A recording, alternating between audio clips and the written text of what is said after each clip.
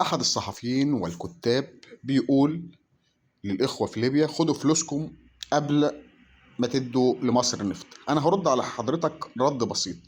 الأمر ما بين مصر والأشقاء في ليبيا أكبر من مجرد بترول أو مواد أو نفط أو الكلام ده كله.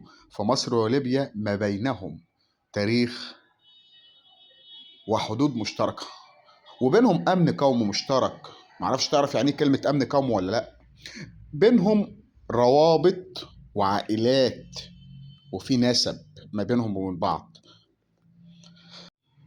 ما بينهم حاجة اسمها رابط كهربائي مشترك من مصر إلى دولة ليبيا الأشقاء، وهذا اتفاق ما بين مصر وليبيا، وده اتفاق ما بين مصر وليبيا مشترك.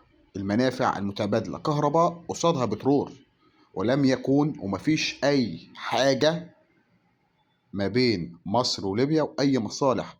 فهذا الأمر الشأن داخلي، يعني مصر وليبيا كده خلي بالك تعتبر شأن داخلي. فبلاش شغل خالتي مجاملاهم. ليه بقى؟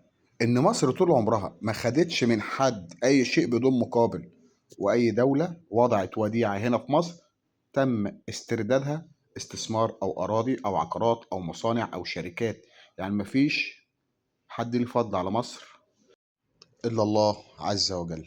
وده على فكرة ولا يعيب حد طالما في ضوء الاحترام المتبادل والتجارة والاستثمار المتبادل.